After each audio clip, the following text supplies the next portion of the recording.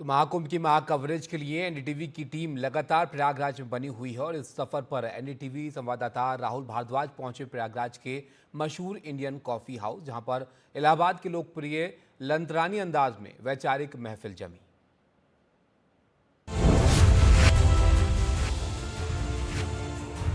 टेबलों पे बैठकर और डॉक्टर लोहिया एक डायलॉग कहते थे कि कॉफी के कप से उठने वाले धुआं से जो है नई क्रांति जो है का धुआं उठता है, नई क्रांति का विस्फोट होता है। इस बात से हम सहमत हैं।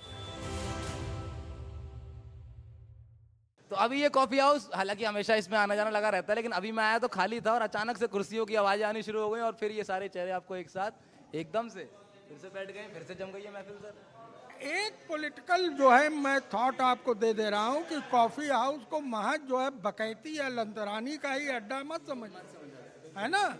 ये वैचारिक क्रांति का भी अड्डा है। देखिए, विश्वनाथ प्रताप सिंह जी कॉफी हाउस आते थे, जो भारत के प्रधानमंत्री हुए। एक तरीके से मंडल आयोग का जो थॉट उन्होंने जो है देश के अंदर इम्प्लीमेंट किया, उसकी जो है एक नर्सरी, बुनियादी नर्सरी का डिस्कशन उन्होंने कॉफी हाउस पे ही किया। ठीक, अशोक सिंघल जी ने विश्व हिंदू परिषद का जो मंदिर आंदोलन की जो थीसिस है, उसको कॉफी हाउस में ही तैयार किया।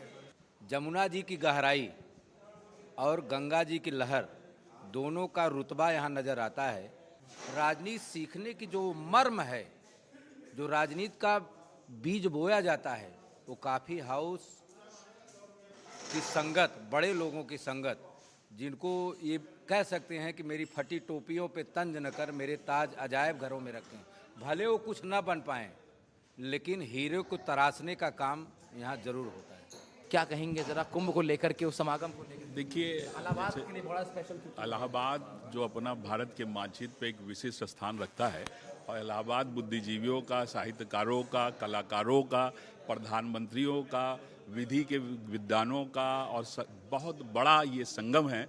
और ये अपने आप में संगम है कि ऐसी गंगा जमनी तहजीब का, कि यहीं पे सारी सभ्यताएं, सारे धर्म बड़े प्रेम से रहते हैं, और वहीं यहीं इसी कप के प्याले पे सारा चर्चा होती है। इसमें चाहे विधि के लोग हो, चाहे विधि के पुराने जितने यहाँ के टॉप क्लास के एडवोकेट्स हो या टॉप क्लास के राजनीतिक हो, नेहरू जी से लेके तमाम, अभी मुख्तार अब्बास नकवी जी थोड़ी देर पहले यहाँ से गए हैं, तो सबका आना है। और यहाँ प्रेम का एक दरिया बहती जो कब काफ़ी के प्याले से हो के गुजरती है।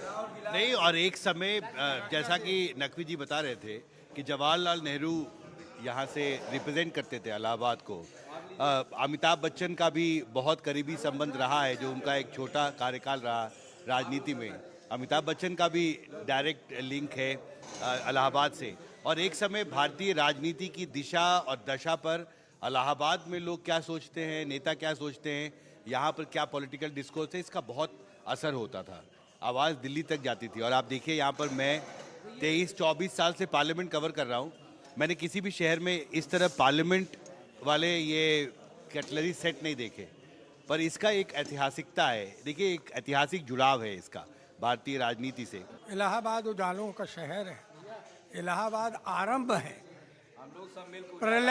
प्रलय के बाद कांग्रेस अपनी उम्मीद है कि लगाई हो। प्रलय के बाद सृष्टि का आरंभ प्रयाग है। कुंभ है क्या, इस पर कोई डिस्कशन नहीं कर रहा है। जमीन पर ऐसा कोई जो है टुकड़ा नहीं है पूरे ब्रह्मांड में, जहां पर एक दिन मौनी अमावस्या के दिन मुहूर्त, ब्रह्म मुहूर्त में एक बूंद गंगा के जल के आचमन के लिए लगभग 5 से 10 करोड़ लोग गंगा की जो है लहरों में कूदेंगे। जब करोड़ों लोग इलाहाबाद की सड़कों पर चलेंगे तो भंडारे लगेंगे, जिसमें पनीर के साथ सब पूड़ी, मिठाई, है ना, ये सब चाय, ये सब फ्री बांटेगा इलाहाबाद। बहुत मजा आया, बहुत मजा आया सर। आपको उम्मीद है आप सबको एनडीटीवी के इस चर्चा में मजा आया होगा। और अंत में मुझे लगता है धरती प्रयाग की है, बात महाकुंभ की है। धर्म की जय करते हैं, अधर्म का नाश करते हैं और प्राणियों में सद्भाव, जो आपने अभी कहा।